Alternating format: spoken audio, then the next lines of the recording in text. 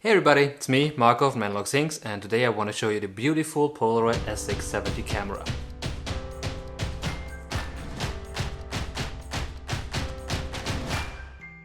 Let's take a look at this beautiful piece of a camera. Well, I fell in love with it the first time I got it. It's actually the camera that brought me to analog photography and the camera that brought me to instant photography. And it's just amazing! Who's this camera actually for? Like, I showed you the Polaroid 600 last video, which is like for every situation. You can shoot outside, you can shoot inside, you can do portraits, you can do whatever.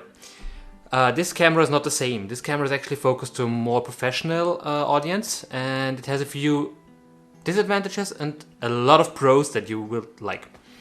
Disadvantage, it's not really good to shoot indoors because it has no flash. As you can see, there's nothing here. And it also doesn't have a really high ISO or aperture. So the aperture is 8, the ISO is 100, which gives you not a lot of options. It's actually to shoot outside in the sunlight, then it's a perfect camera. Let's go through the basics of the camera first. The camera is really nice, and you've probably seen one of these. But how does it look like when it's closed? Because this is open, and I love this camera because it's just perfect to travel with, and you can fold it down by pushing this little metal bar down. Then it folds, first things first. And then you have, on top here, you have the viewfinder, and just press it down, and it's locked in place. So as you can see, this camera gets like really small and versatile, and you can just put it in a bag and take it with you. It's just amazing and perfect. To open the camera up again, that's like first quest that you have when you get this camera. Well, I was struggling with it a little bit because I never saw a Polaroid camera, and I was just, let's buy that and try it out. Okay, to open it, you have these little stripes here. These are on both sides. You put your fingers on top of these and just pull up a little bit.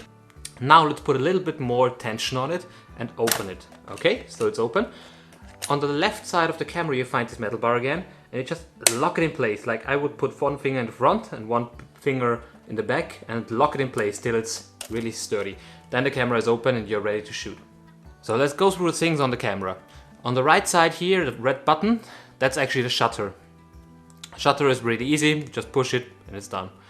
Over the shutter you have the focus. So this camera is manual focus, and you can change the focus from 30 centimeters, that's the closest you can get, to infinity. That's the farthest you can get as well. On the other side here, that black dot, that's the exposure meter. So as on the 600 camera we also can control the exposure, but it's an automatic exposure. The only thing we can change is overexpose the picture by putting the exposure to the white side, or underexposing the picture by putting it to the black side. That's the only option we have to control the exposure on these cameras. On the top here, on the front bar, there's like this little bracket. That's where the flash will go. So we have this flash and you can just put it in there, it locks into place, and you're ready to go. This piece on top is the viewfinder. That's like, you look in the lens back here and then you see an image. You also have to watch out a little bit because if there's bright sunlight shining in, because it's open on the sides here, you sometimes have a problem seeing the image. On the back of the camera, as on the 600 camera, there's the counter for the film.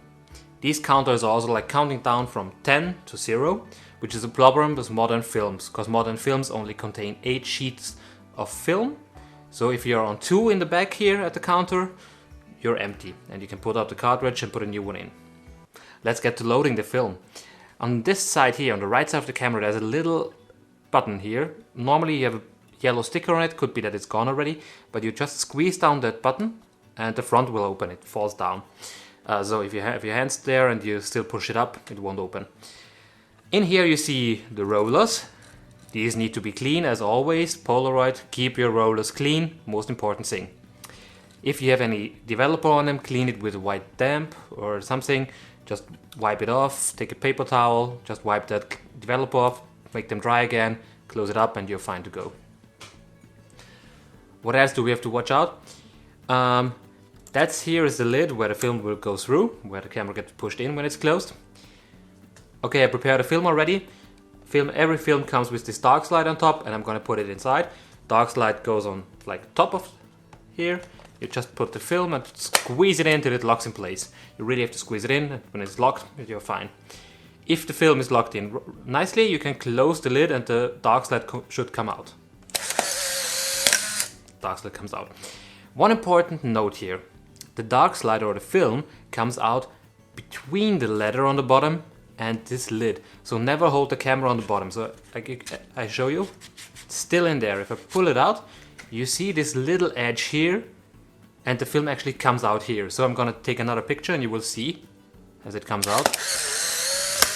Just comes out of the leather. So never hold your hand in front here, because if you will lock the film and the motor could get damaged of the camera. To put out the film again, we open the lid, grab the film and pull it out. Easy as that. To close the camera again, level back, close it down. Perfect. One thing I really forgot, on the side here, these two little black holes, they are actually for a remote trigger. There are some accessories for the SX-70 that are really amazing. I will show you some. So that's the SX-70 Sonar. The SX-70 Sonar has an autofocus and it's really good. The only problem is the autofocus works with acoustic waves, so you can't focus through glass. You always have to watch out for that. Otherwise the camera is like the same as the SX-70. The only option you have more is the autofocus. The autofocus has a little switch here, right next to the golden plate. If I pull this switch, it will go out of autofocus and it shows you the red sticker. Now I can manual focus the camera only by this. So as soon as I put that switch, it will go back into autofocus. You see, the lens gets back into autofocus. Okay, otherwise these cameras are identical. Switch to open, counter, viewfinder, lens, exposure control. When should you choose the SX-70 over the Polaroid 600, which actually is cheaper and has a flash integrated? It has manual focusing, or autofocus as you saw on the other camera, and it has a glass lens, which makes way sharper pictures than the Polaroid 600 camera. I really love this camera and I love to shoot with it, but it's sometimes limited in taking pictures, because for indoors it's not working really good. And these old flashes, you can't get them anymore. So I just use it outside with portraits and really close up, because I love the bokeh in that film and it's amazing. Let's get to the accessories of the camera. Accessories are actually flash, this is one of the original flash bars. I hope you can see it. It has like these burn off parts. That's one from Sylvania flash bar, I don't know, like this.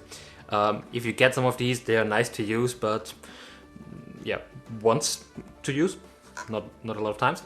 So if you want to shoot a little bit more with flash, I would recommend this flash bar from Mint. It's actually pretty good. It takes AAA batteries. The new generation of it comes with two filters for the flash, a yellow and a blue one, and a pink one, I think. Maybe three, I don't know. And it all works great. You just put it on the camera, lock it into place, and it works. The other thing you can get from Mint is this lens adapter, which you can snap in front of the camera, squeeze it in front. And then they have different lenses with it. That's actually a yellow filter, so I can just put it in front of the camera like this, lock it into place, and I got a yellow filter in front of the camera. It's really useful. It comes with a yellow, blue, ND, close-up and fisheye lens. So that's one equipment you could use for the camera. Where to get film for this camera? There's actually also Polaroid originals. You could be lucky to get original Polaroid film like X0. You're probably more lucky in the States than in Europe or Asia. But the film is really amazing. The X0, which is, I shoot a lot on it and I still have a few packs, but yeah, it's gone soon.